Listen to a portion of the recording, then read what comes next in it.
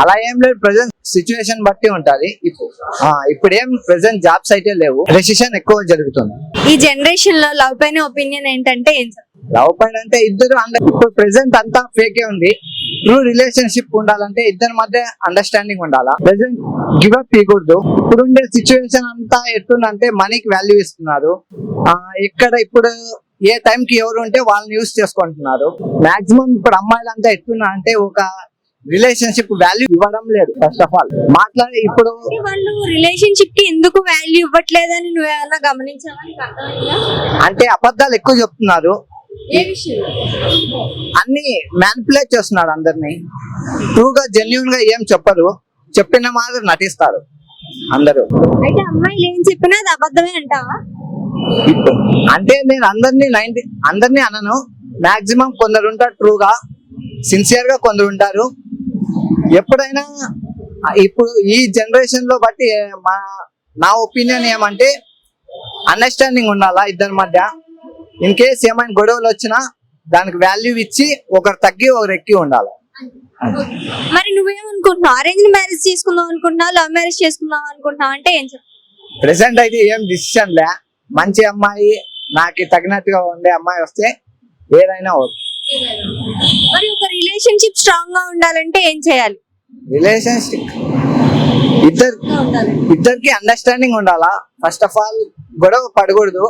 వస్తాయి గొడవలు అనేది కామన్, కాకపోతే ఫ్యామిలీ ప్రాబ్లమ్స్ ఇవన్నీ కొన్ని రోజులు ఉంటాయి. జాబ్ అవన్నీ కొన్ని రోజులు ఉంటాయి.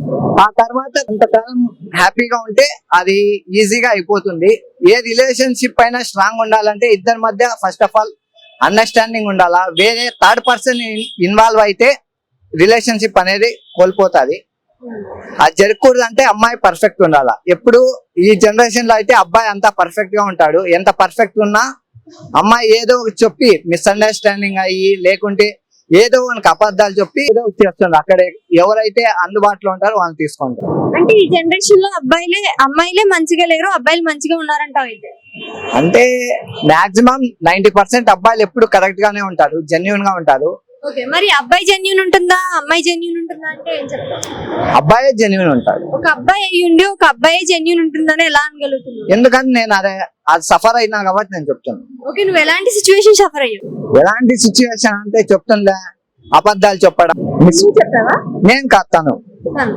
ఏ విషయంలో నీకు అబద్ధాలు చెప్పావు? అదే లవ్ విషయంలో. ఇప్పుడు వద్దంటే ప్రెసెంట్ ఫస్ట్ కావాలంటుంది, ఇప్పుడు వద్దంటే అదే ఇదే అంతా.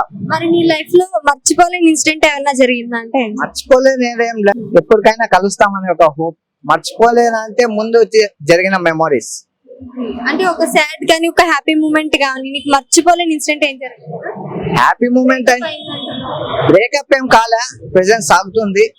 జస్ట్ మిస్అండర్స్టాండింగ్స్ వల్ల గొడవలు ఉన్నాయి. ఎలా సార్ట్ అవుట్ చేసుకుందాం అనుకుంటున్నాం?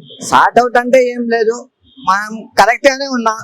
ఏమో తన డిసిషన్, తన ఏమనుకున్నా మనకు తెలియదు కదా. తను ఏ సిచ్యువేషన్ లో ఉన్నా మనం అర్థం చేసుకున్నాం, కానీ తను అర్థం చేసుకోలేకపోతుంది.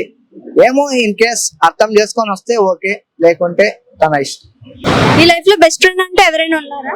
బెస్ట్ ఫ్రెండ్ ఉన్నాడు.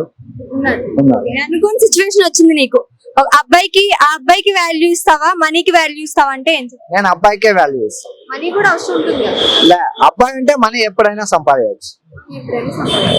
అయితే మెయిన్లీ ఫ్రెండ్ కి వాల్యూ ఇస్తావా? యా, నేను ఆబ్వియస్లీ ఫ్రెండ్ కి వాల్యూ ఇస్తాను. నా ఫ్రెండ్ కూడా ఉన్నాడు.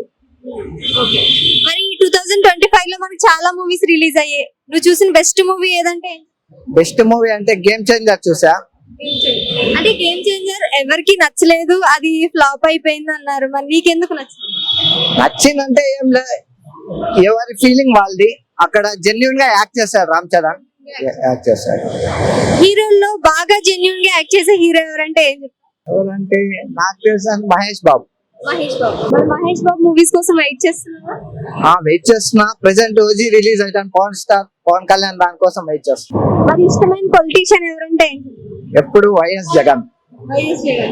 మరి ఇప్పుడు పవన్ కళ్యాణ్ గారు గెలిచారు, ఎలా అనిపిస్తుంది? అలా ఏం లేదు, జనరేషన్ బట్టి ప్రతి పీరియడ్ కి ఒక్కొక్కరు చేంజ్ అవ్వాలి. ఎందుకంటే అప్పుడే చేంజెస్ ఉంటాయి.